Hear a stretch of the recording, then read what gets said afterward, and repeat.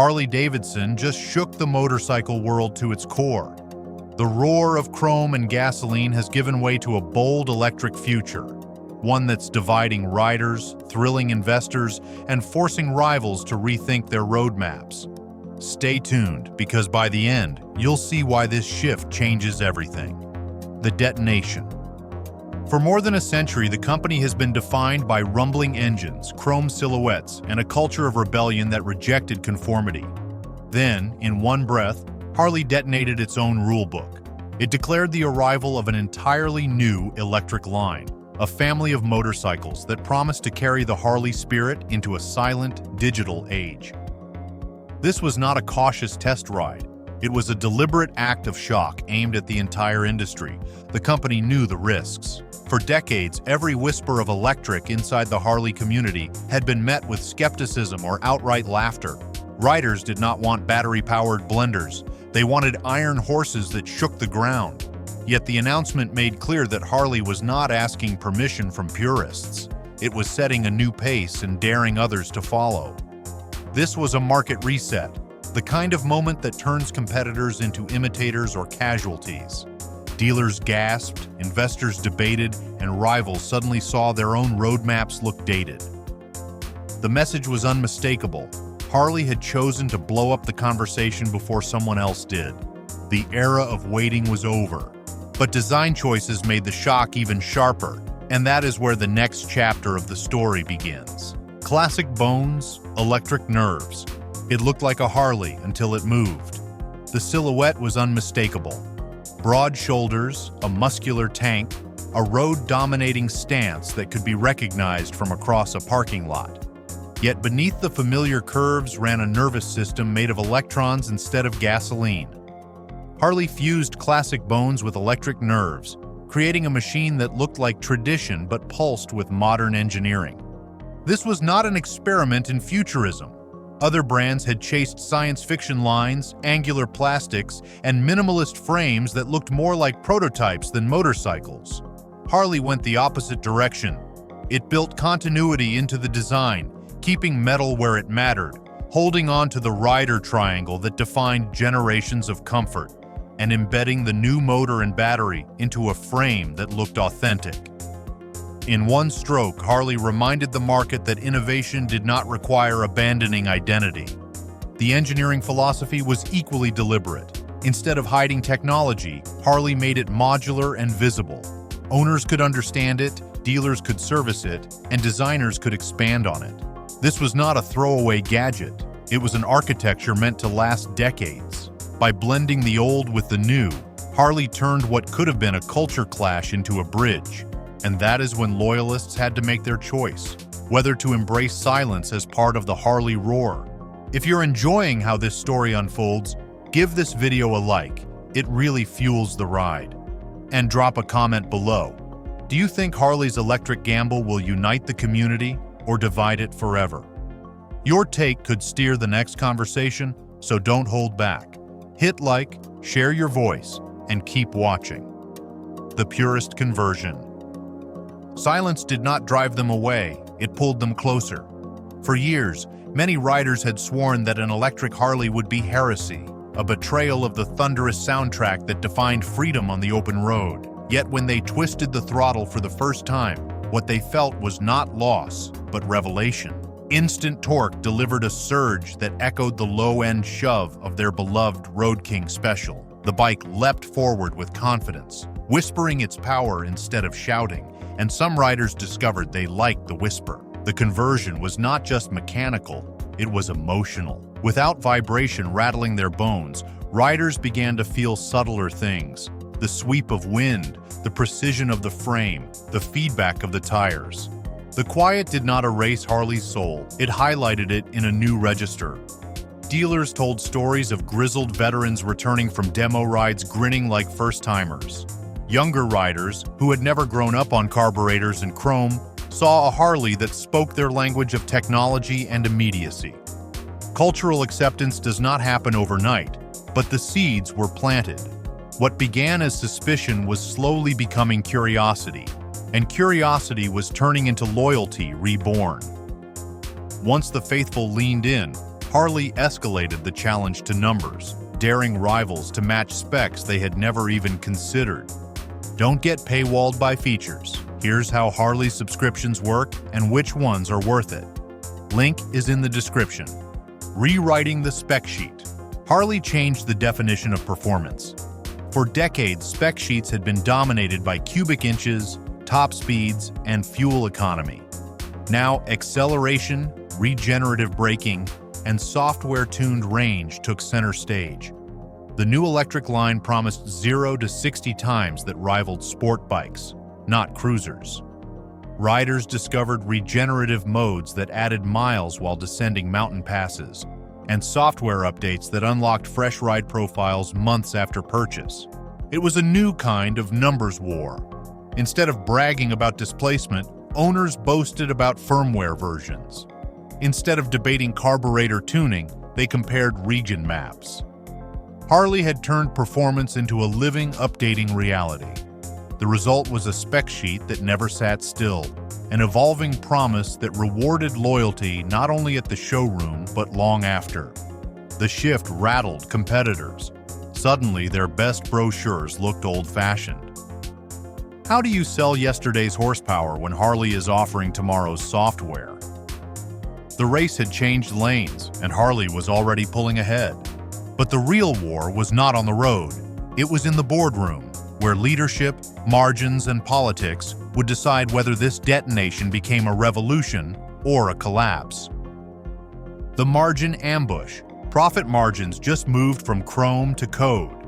For most of Harley's history, profit came from selling big machines with loud pipes and then layering on leather jackets, chrome trim, and mechanical service. That model depended on volume and accessories, not on data. The electric line changed everything. Suddenly, Harley discovered it could build recurring revenue into every bike through software. Features that once came fixed could now be unlocked through updates, subscriptions, or digital add-ons. Instead of selling a one-time accessory, Harley could sell access month after month. This shift gave the company a new weapon. Riders could choose performance maps, navigation packages, anti-theft systems, and even cosmetic upgrades delivered by code. Investors saw something they loved, a steadier cash flow that did not rely on constant new model launches. Dealers, once terrified of electric machines cutting into their service revenue, began to recognize opportunities in diagnostics, firmware installations, and tech support. Harley had transformed the motorcycle into a platform, and a platform is far more profitable than a one-time product. Yet this ambush came with risk. Riders were wary of being nickeled and dimed. Subscription fatigue is real, and a community built on freedom might rebel if freedom started feeling like a monthly fee. Still, the direction was clear. Harley had shifted the ground beneath the industry's feet, and that is when leadership made its own move, the board move. A chief executive swap is never just a swap, it is a strategy. Harley stunned its community when it announced that Jochen Zeitz, the man brought in to stabilize the company, would step down from the top seat. In his place came Arthur Starrs, a leader with experience scaling global brands and connecting with new demographics. On paper, it looked like a smooth transition. In reality, it was a signal that Harley was ready to bet big on its electric gamble. Zeitz had presided over painful years, collapsing sales, furious dealers, and the costly Livewire experiment that left many skeptical of Harley's future. Yet he also laid groundwork, pushing Harley to think beyond steel and gasoline. The board did not want to erase that effort, but it needed new energy, someone who could turn vision into mass adoption. Starrs represented that next step, a builder of consumer trust and a manager used to navigating shifting markets. For riders, the message was complicated. Some saw continuity in keeping Zeitz as an advisor. Others saw confusion in letting the architect of decline remain in the room. But Wall Street read it differently. A new name at the top meant Harley was serious about re-earning investor confidence. A strategy was unfolding, one that tied leadership directly to the electric revolution. But no boardroom strategy survives contact with politics, and Harley was about to find that out. tariffs, credits, and the map. Where Harley builds now determines who buys. Electric motorcycles are not just machines, they are also pawns in global trade. Tariffs on imported components, tax credits that depend on domestic assembly, and incentives tied to union labor all shape the playing field. Harley's announcement instantly raised questions. Would these new bikes be built in Wisconsin, shipped from Thailand, or sourced through joint ventures abroad? The answer would decide how many customers could actually afford them. Government policy in the United States rewards local content with tax credits that can shave thousands off purchase prices. If Harley builds domestically, buyers get relief and adoption grows. If Harley relies on offshore factories, the price climbs and demand shrinks. It is not only a financial equation, it is a political one. Governors lobby for plants, unions pressure for jobs, and rival manufacturers whisper in lawmakers' ears. For Harley, this moment was fraught. The brand built its identity on American steel, yet global supply chains offered cost advantages too tempting to ignore. Balancing heritage with modern economics required careful navigation. Harley could not afford to miss the policy wave that was lifting competitors, and on the factory floor, the shock was louder still, because building these bikes meant reinventing how they were made. Factory thunder.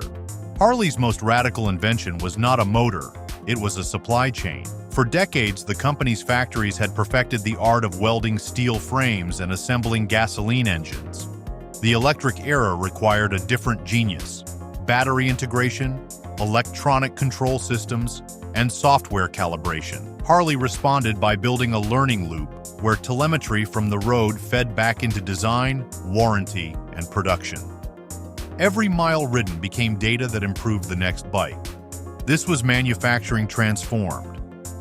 Instead of static assembly lines, Harley pushed toward adaptive production, where updates could be applied mid-cycle and parts adjusted in response to real-world feedback.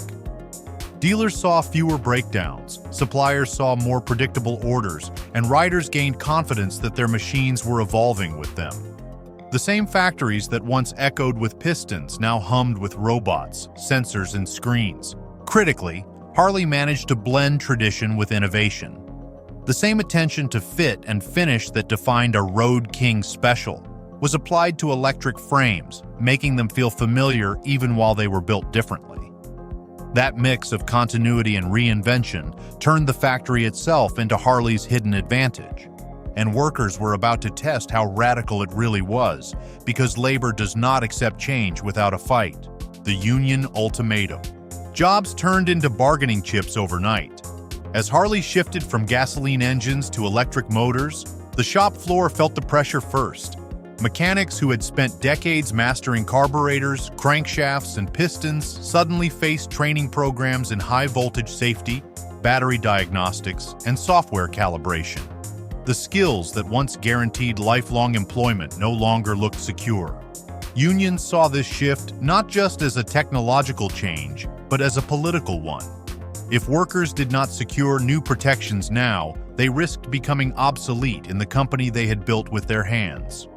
Union leaders demanded retraining guarantees, wage adjustments for higher technical certification, and safety standards for handling lithium packs. They knew the danger of being left behind. Other industries had promised reskilling but delivered pink slips instead. Harley's leadership faced strikes if negotiations failed, because workers were determined not to let their futures be sacrificed for shareholder excitement. The bargaining table became a battleground where freedom and tradition met the realities of 21st century manufacturing. For Harley, navigating this storm was critical. Alienating the workforce would destroy credibility with the very community it needed most. Satisfying unions, however, meant higher short-term costs just as the electric line demanded investment. It was a delicate equation, and missteps could unravel everything. Meanwhile, Harley's rivals spotted an opening. Indian, BMW, Honda, the flank attack. Rivals never attack head-on, they go for the flanks. When Harley unveiled its electric line, competitors did not try to copy it directly. Instead, they sharpened their own edges. Indian leaned heavily into heritage, doubling down on the classic thunder of V-twins and wrapping its message around authenticity and patriotism. For riders who felt betrayed by Harley's silent future, Indian positioned itself as the last true guardian of roaring tradition. BMW chose a different flank. It leaned into technology, rolling out concept bikes with radical shapes, augmented dashboards, and a promise of German engineering precision. Where Harley sought to balance past and future, BMW promised an unapologetic leap forward. For tech-savvy riders in Europe and Asia, the contrast was compelling. Honda aimed for scale. The Japanese giant focused on producing affordable electric motorcycles for the mass market, ensuring reliability, long-term service networks, and global availability. Honda's pitch was simple. It might not be glamorous, but it would be everywhere. That kind of presence could erode Harley's momentum in emerging markets before the American brand ever arrived. Together, these flanking moves placed Harley under siege. It had captured headlines, but competitors were chiseling away at the edges of its new empire. Harley needed to prove its business model could withstand the pressure. But Harley's biggest gamble was not a competitor. It was its own new model for money. From VIN to VPN, the subscription storm. The most controversial option on a bike was now a monthly fee. Harley rolled out its subscription system with the electric line, and it immediately divided the community. Instead of buying a motorcycle and owning every feature outright, riders were invited to subscribe to premium ride modes, navigation systems, and security functions. What once came standard now arrived behind a digital paywall. For investors, this looked like genius. A motorcycle that generated revenue every month resembled the streaming model that Wall Street adored. For dealers, the subscription model offered new services and tech support opportunities. Yet for riders, it felt like betrayal. Freedom, the very essence of Harley culture, was being sold in installments. Riders worried that one day even basic safety features might be locked behind codes. The storm intensified online. Forums erupted with debates, YouTube creators mocked the pay-to-play approach, and union voices questioned whether riders were paying for unfinished products. Yet beneath the outrage was a deeper reality. Harley had already crossed the line. Software-defined motorcycles were not going back, and competitors were watching closely to see if the experiment succeeded or crashed.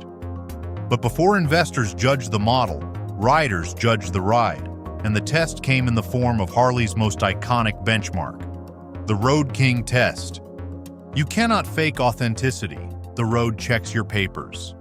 Harley knew that no amount of software, subscriptions, or marketing mattered if the new electric line could not capture the ride feel of its most beloved machines.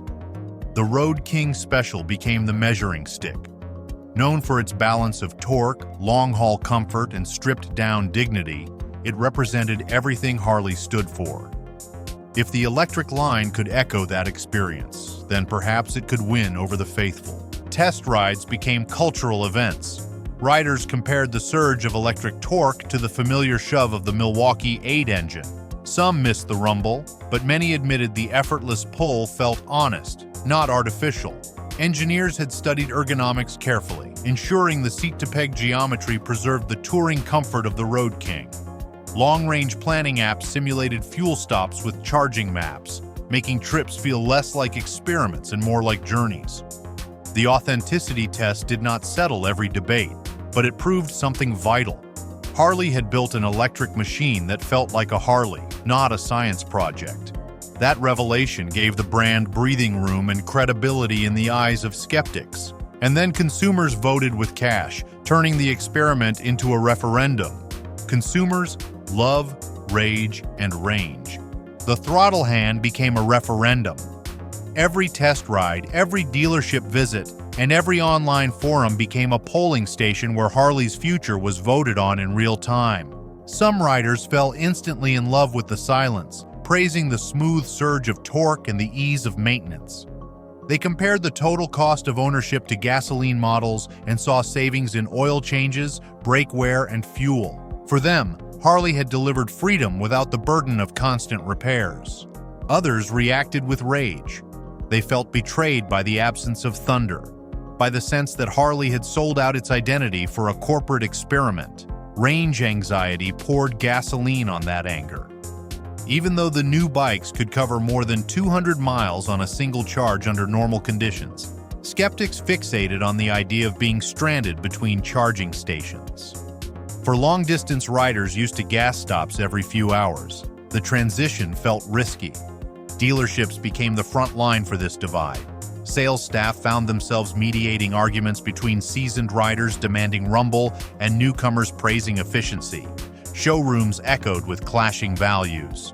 Nostalgia versus innovation, tradition versus progress.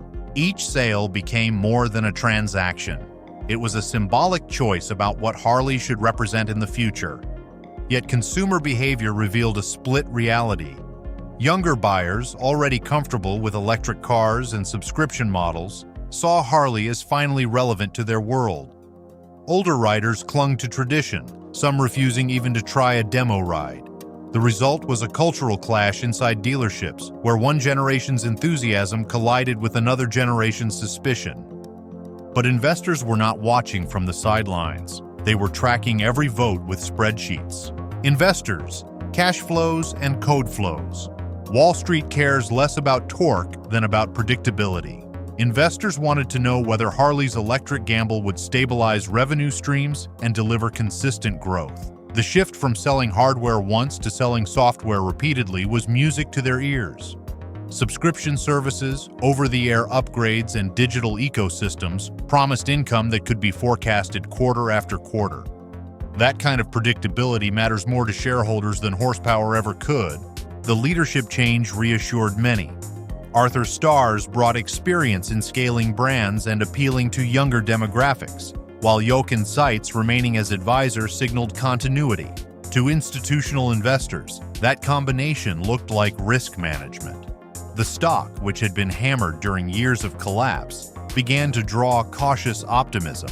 Analysts published reports framing Harley not as a failing legacy manufacturer, but as a potential software-enabled mobility brand. Some investors, however, feared the gamble was built on shaky ground. They pointed to Harley's past misfires, warning that a single stumble in software execution could reignite doubts. For them, predictable cash flows meant little if riders abandoned the brand. Trust, not just revenue, remained the ultimate currency on Wall Street. Yet skepticism remained. Could Harley scale production without burning cash? Would riders accept paying for features that used to be free? Would range and charging networks limit adoption? For every optimist predicting a turnaround, another warned of traps that had swallowed automakers attempting the same pivot. The electric line was a gamble, but at least it was a gamble with a narrative investors could understand. And then regulators showed up with clipboards, turning corporate ambition into a matter of public policy. Identity rebuilt. Harley's loudest revolution arrived in silence. For more than 100 years, the brand had sold rebellion through sound, the unmistakable roar that shook windows and annoyed neighbors. Now, its most radical step was proving that rebellion could be quiet. Identity had to be rebuilt, and it required blending heritage with electricity without losing authenticity. The company leaned on symbolism. The Road King Special remained the embodiment of Harley's past. Torque-rich, long-haul, unmistakably American. The new electric line became the bridge to the future. By placing them side by side, Harley told riders that the spirit of freedom was not dying, it was evolving. Loud pipes had once saved lives. Now connected apps, adaptive ride modes, and charging networks were saving journeys. Culturally, this was a gamble. Some riders would never forgive the silence, but others saw it as proof that Harley could adapt without surrendering its identity. Community rides mixed gasoline and electric models, creating a living metaphor for transition.